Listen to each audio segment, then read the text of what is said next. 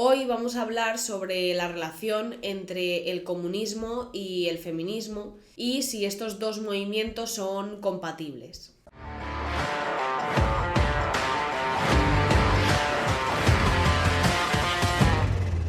Estas dos ideologías suelen relacionarse constantemente, casi como si fueran lo mismo. La realidad es que el comunismo ha tenido un desarrollo tanto teórico como histórico opuesto a lo que se conoce como movimiento feminista. Las figuras más relevantes del comunismo nunca han sido feministas, entre otras cosas por su carácter burgués. Muchas veces hemos visto a feministas que se autodenominan marxistas citar a figuras como Clara Zetkin, Rosa Luxemburgo y Alexandra Kollontai, afirmando que eran referentes feministas. Aunque yo no esté de acuerdo en otros aspectos con estas figuras, sí que me sirve para hablar de la claridad con la que ellas hablaban sobre el feminismo y cómo lo definían en aquella época. Vamos a empezar con Clara Zetkin, que tuvo relevancia en la lucha por los derechos de las mujeres en el marco del socialismo, pero su visión del feminismo no es como nos cuentan las feministas. Para ella la emancipación de la mujer solo podría lograrse mediante una revolución socialista que acabara con el capitalismo.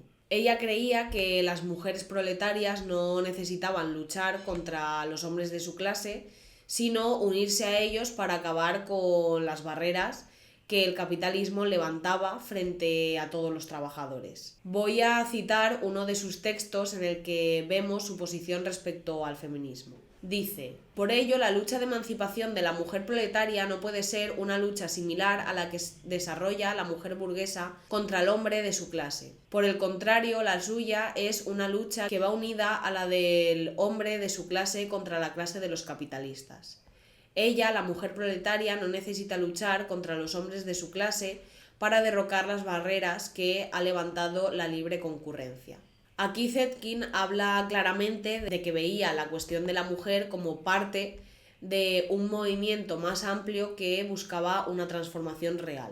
Para ella, la verdadera liberación de las mujeres no podría alcanzarse a través de reformas dentro del sistema capitalista, sino mediante una revolución que acabara con las bases mismas de este sistema. Por otro lado, Rosa Luxemburgo también compartía una visión similar, pero con un enfoque aún más crítico hacia el feminismo. Ella veía las demandas de las mujeres burguesas por derechos políticos como una simple ideología que estaba totalmente desconectada de las verdaderas necesidades de las mujeres trabajadoras. Para ella, las mujeres de clase alta no estaban realmente interesadas en la transformación de la sociedad y su lucha por la igualdad era una lucha por la igualdad dentro del sistema capitalista, que era un sistema que ya las favorecía. Cito también un texto de Luxemburgo en el que decía: la mujer burguesa no está interesada realmente en los derechos políticos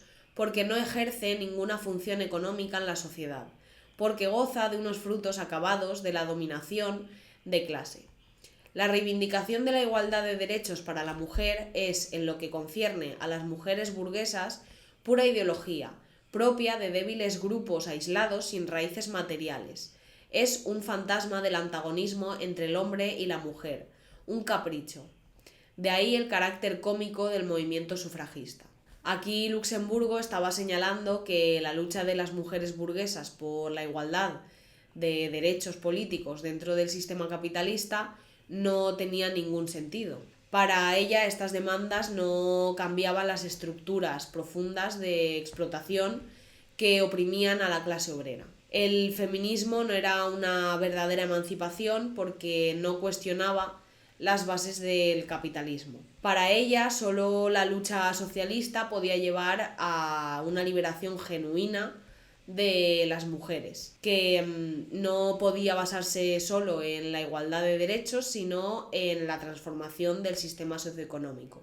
También tenemos a Alexandra Kollontai, que tenía una visión muy clara de cómo debería ser la lucha de las mujeres trabajadoras. Cito un texto de Kollontai en el que dice: ¿cuál es el objetivo de las feministas burguesas? conseguir las mismas ventajas, el mismo poder, los mismos derechos en la sociedad capitalista que poseen ahora sus maridos, padres y hermanos. ¿Cuál es el objetivo de las mujeres obreras socialistas? Abolir todo tipo de privilegios que deriven del nacimiento de la riqueza. A la mujer obrera le es indiferente si su patrón es hombre o mujer.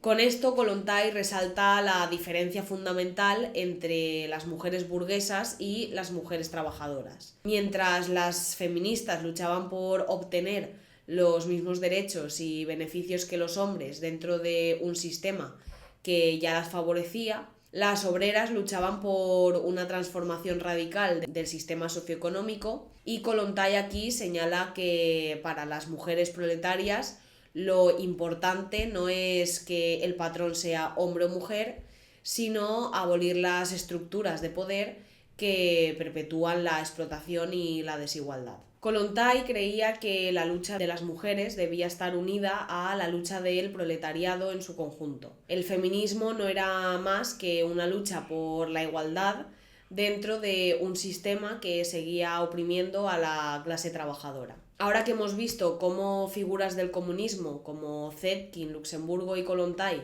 entendían la relación entre el feminismo y la lucha de clases, es importante hablar sobre el desarrollo de este movimiento hasta la actualidad. Desde entonces el feminismo ha evolucionado, pero no ha dejado de ser una ideología burguesa. Para comprender su naturaleza y sus objetivos actuales, es importante que hablemos de las décadas de los 60 y los 70, que fueron momentos en los que se dieron derrotas claves para los movimientos de la clase obrera, con el colapso de la Unión Soviética y la posterior transformación en una Unión Soviética revisionista tras el golpe de Khrushchev. Fue una época de ofensiva liberal que se reflejó en las universidades, donde intelectuales de izquierda revisaron el marxismo y lo vaciaron de su esencia revolucionaria. En este contexto emergieron nuevos movimientos sociales que, alejándose de la lucha de clases, se centraron en la subjetividad, en la identidad individual y en categorías como el género, la raza o la clase, creando un terreno fértil para que ideologías como el feminismo fueran sustituyendo las ideas revolucionarias entre los trabajadores. Este tipo de movimientos reforzaron las ideas liberales y diluyeron la lucha de clases en una serie de conflictos abstractos. Por ejemplo, la teoría de la triple opresión, que fue promovida por algunas feministas socialistas en Estados Unidos, que plantean que la raza, el género y la clase son sistemas de opresión autónomos, desplazando la lucha de clases como contradicción principal en el capitalismo. Por otro lado, las feministas radicales consideran la opresión de sexo como el factor central, poniendo a las mujeres como el principal sujeto revolucionario. Pero a mí esto me deja muchas preguntas sin responder, porque ¿cómo se reproduce el patriarcado para ellas? Y luego todas las mujeres tienen los mismos intereses sin ninguna distinción de clase. ¿Y cómo se explica que personas racializadas o mujeres estén en posiciones de poder? Actualmente el movimiento feminista es un conglomerado de siglas y una mezcla de tendencias ideológicas. Es un movimiento totalmente heterogéneo donde la estrategia y los objetivos comunes brillan por su ausencia. Esto se traduce de forma clara en su práctica política, que es hacer una huelga el 8 de marzo, que ahora ya ni lo llaman huelga, lo llaman marcha, porque quieren diferenciarlo de la lucha de clases, porque según ellas era una lucha mayoritariamente de hombres, y han convertido lo que debería ser una jornada de lucha y reivindicación de los derechos de los trabajadores en un evento patrocinado por grandes empresas y medios de comunicación. La huelga, que es un instrumento de lucha de clases, se transforma en una especie de fiesta interclasista promovida por la misma patronal que explota a los trabajadores. Y aparte del 8M, su práctica política también es, pues bueno, estas protestas simbólicas y transgresoras que no han servido para nada, o también la creación de leyes inservibles, que bueno, en el caso de Irene Montero con la ley del solo sí es sí, o la ley trans, pues ha servido para rebajar penas a violadores y para desproteger a mujeres en ámbitos como por ejemplo el deporte, en el que ahora están obligadas a competir con hombres que se perciben a sí mismos como mujeres. El feminismo se ha convertido en una ideología aún más reaccionaria que atenta contra la sociedad, condenando cosas como las políticas de natalidad, que afirma que en países como España sigue existiendo un patriarcado, que hace tiempo que dejó de existir, y que vive del dinero público de los trabajadores y las trabajadoras, dejándoles tirados en su día a día. Las grandes empresas y los estados capitalistas promueven el feminismo porque saben que sirve para desmovilizar a la clase obrera y para mantener su dominio. El feminismo y el comunismo nunca han llegado a unirse en ningún contexto, y a pesar de la falsificación histórica del feminismo se ha demostrado.